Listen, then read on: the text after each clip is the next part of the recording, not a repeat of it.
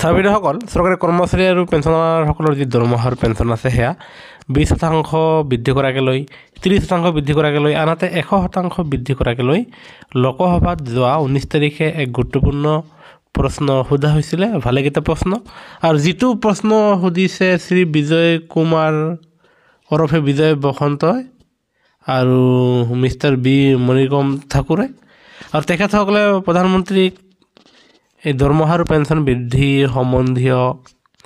6টা প্ৰশ্নৰ উত্তৰ দিবলৈ কৈছে আৰু সেই প্ৰশ্নকেইটা আমি গাই দিছোঁ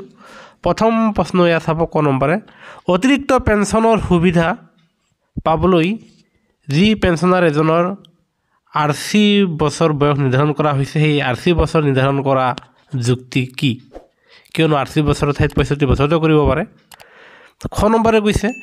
পেঞ্চনাৰ অভিযোগ সম্পৰ্কীয় সংসদীয় স্থায়ী সমিতিৰ পৰামৰ্শ অনুসৰি চৰকাৰে এই বয়সৰ সীমা 65 বছৰলৈ হ্ৰাস কৰাৰ কথা বিবেচনা কৰিছে নেকি আৰু যদি কৰিছে এই বিষয়ে সবিশেষ উত্তৰ দিব লাগে তাৰমানে 80 বছৰ বয়সত কিমানজন মানুহে জীয়াই থাকে আৰু সেয়েহে 80 বছৰ হ'লে যিহেতু 20% পেঞ্চন বৃদ্ধি কৰে তেনেহ'লে এই পেঞ্চনৰ লাভালাভ যদি দিবলৈ মন আছে তেনেহ'লে 65 বছৰৰ পৰাই 5%কৈ পেঞ্চন বৃদ্ধি লাভালাভ দিব লাগে আৰু যদিহে চৰকাৰে 65 বছৰ বয়সৰ পৰাই যদিহে পেঞ্চন বৃদ্ধিৰ লাভালাভ দিবলৈ গৈ আছে তেনেহ'লে ইয়াৰ সম্পূৰ্ণ তথ্য দিব লাগে বুলি খ নম্বৰ প্ৰশ্নৰ দ্বাৰা ইয়াৰ প্ৰশ্ন সোধা হৈছে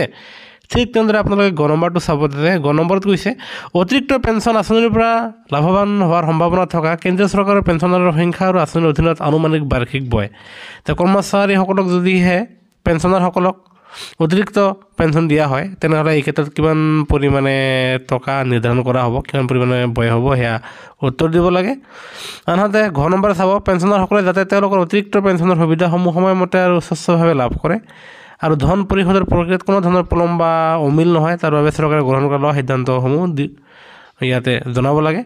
তেওঁলোকৰ কৰ্মচাৰীসকলে আপোনালোকে যি 20% পেঞ্চন যি অতিৰিক্ত পেঞ্চন লাভ কৰিব সেই পেঞ্চন যাতে আপোনালোকে সময়মতে লাভ কৰে আৰু সেই পেঞ্চন লাভ কৰাৰ ক্ষেত্ৰত যাতে কোনো ধৰণৰ পলম নহয় বাধা নহয় ইয়াকে আপোনাৰ প্ৰশ্ন সোধা হৈছে আৰু যাতে চৰকাৰে যদি এই সম্বন্ধে কিবা ব্যৱস্থা গ্ৰহণ কৰিছে যে পেঞ্চন অতিৰিক্ত পেঞ্চন দিয়াৰ ক্ষেত্ৰত কিবা সুবিধা অসুবিধা সেয়া জনাব লাগে আনহাতে নম্বৰে সুধিছে যে চৰকাৰে ৰাজ্য চৰকাৰৰ অন্যান্য শ্ৰেণীৰ পেঞ্চনাৰ আৰু অৱসৰপ্ৰাপ্ত কৰ্মচাৰীসকলক অতিৰিক্ত পেঞ্চনৰ সুবিধা প্ৰদানৰ কথা চিন্তা কৰিছে নেকি যদিহে চৰকাৰে পেঞ্চনাৰসকলক অতিৰিক্ত পেঞ্চন দিয়াৰ কথা ভাবিছে চিন্তা কৰিছে তেনেহ'লে সেই বিষয়ে উত্তৰ দিব লাগে বুলি নম্বৰ প্ৰশ্নৰ দ্বাৰা এইটো প্ৰশ্ন সোধা হৈছে আনহাতে 55 নম্বৰে সুধিছে যে অতিৰিক্ত পেঞ্চনৰ সুবিধা যাতে মুদ্ৰাস্ফীতি আৰু বৰ্ধিত জীৱন যাপনৰ ব্যয়ৰ সৈতে মিল থকাটো নিশ্চিত কৰিবলৈ বৰ্তমান ব্যৱস্থাৰ সমস্যাসমূহ সমাধানৰ বাবে চৰকাৰে কি পদক্ষেপ গ্ৰহণ কৰিছে যদি অতিৰিক্ত পেঞ্চন দিয়া হয় তেনেহ'লে বৰ্তমান সময়ত যি মূল্য বৃদ্ধি হয় সেই মূল্য বৃদ্ধিৰ লগত ৰিজাই চাই তেনেহ'লে চৰকাৰে কিমান পৰিমাণে সেই টকা বঢ়াই দিব নাইবা ইয়াৰ সুবিধা দিব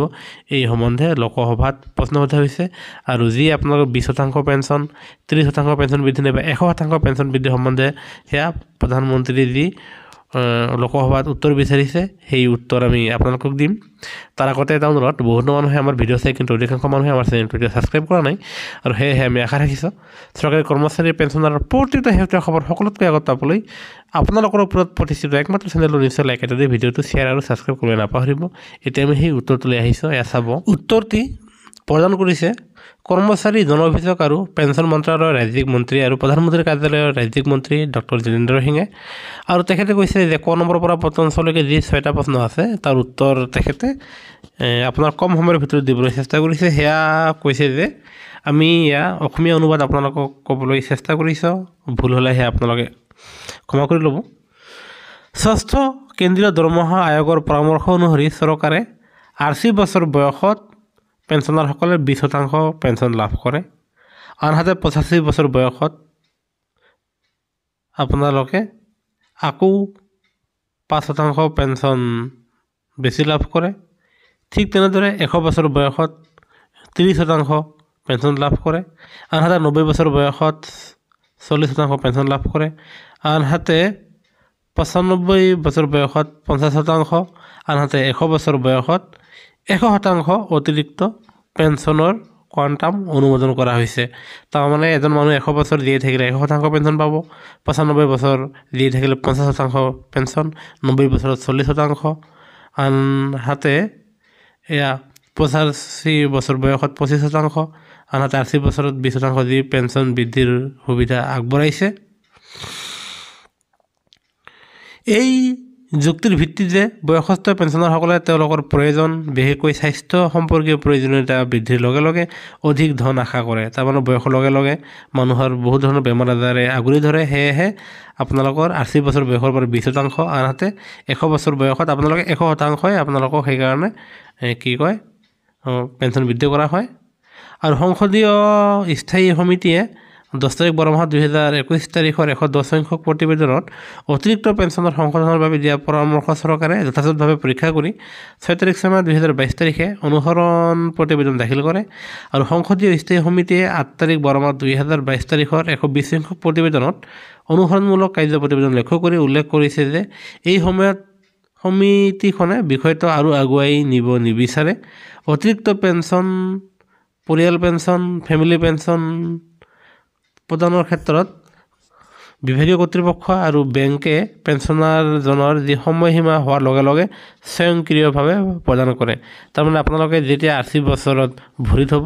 তাৰপিছতহে আপোনালোকে 20% পেঞ্চন লাভ কৰিব। ঠিক তেনেদৰে 85 বছৰ বয়স হ'লে আপোনালোকে 25% লাভ কৰিব। ঠিক তেনেদৰে আপোনালোকে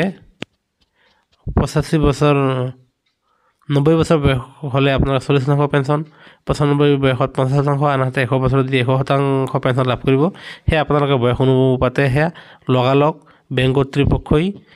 বিভাগীয় কৰ্তৃপক্ষই সেয়া আপোনালোকৰ পেঞ্চন, ফেমিলি পেঞ্চন বঢ়াই দিয়া হ'ব বুলি ইয়াৰ দ্বাৰা জনা গৈছে। আৰু লগতে তেখেতে কৈছে যে চৰকাৰে সময়ে সময়ে জাৰি কৰা নিৰ্দেশনাসমূহে অতিৰিক্ত পেঞ্চনৰ ন্যায্য আৰু সময়মতে প্ৰদান কৰাটো নিশ্চিত কৰে, যাৰ ফলত চৰকাৰে মাজে মাজে যি জাননী দিয়ে সেই জাননীৰ ভিত্তিত আপোনালোকৰ অতিৰিক্ত পেঞ্চনসমূহ দি দিয়া হ'ব। আৰু এই অতিৰিক্ত পেঞ্চনৰ অনুমোদন কেৱল বয়সৰ ওপৰত ভিত্তি কৰি দিয়া হয়। আৰু আপোনালোকে 80 বছৰ হ'বই লাগিব। 80 বছৰ হ'লেহে আপোনালোকক 20% পেঞ্চন দিব। কিন্তু আপোনালোকৰ যি 65 বছৰ বয়সৰ পৰা যে 5% পেঞ্চন বৃদ্ধি, 70 বছৰ বয়সত 10%, 75 বয়সত 15%, 80 বছৰত 20%, এনেকৈ মানে 65 বছৰৰ পৰা 5%কৈ পেঞ্চন বৃদ্ধিৰ সম্ভাৱনা এতিয়ালৈকে কেন্দ্ৰীয় চৰকাৰে সেয়া লোৱা নাই আৰু তেওঁলোকে সেয়া নলয় বুলি জনাইছে। তাৰমানে পেঞ্চনাৰ এজনে পেঞ্চনৰ উপযুক্ত লাভ ল'বলৈ 80 বছৰ হ'বই লাগিব। 80 বছৰ হ'লেহে আপোনালোকে 20% পেঞ্চন লাভ কৰিব। আৰু যদি আপোনালোকে কিবাহতে 90 বছৰ বাচিলে 40% পেঞ্চন লাভ কৰিব, 95 বছৰ বাচিলে 50% পেঞ্চন লাভ কৰিব, আনহাতে 100 বছৰ বাচিলে আপোনালোকে 100%ই পেঞ্চনৰ সুবিধা দিয়া হ'ব। কিন্তু 65 বছৰৰ পৰা পেঞ্চনৰ সুবিধা এতিয়ালৈকে দিয়া নহ'ব বুলি চৰকাৰে জনাইছে। আৰু যাৰ ফলত কোৱা হৈছে যে সময়ে সময়ে যি মূল্যবৃদ্ধি বৃদ্ধি পায়, যাৰ ফলত ডিয়াৰনেছ ভাত্তা পেঞ্চনাৰ আৰু ফেমিলি পেঞ্চনাৰসকলক দি অহা হ'ব বুলি ইয়াৰ দ্বাৰা জনাইছে।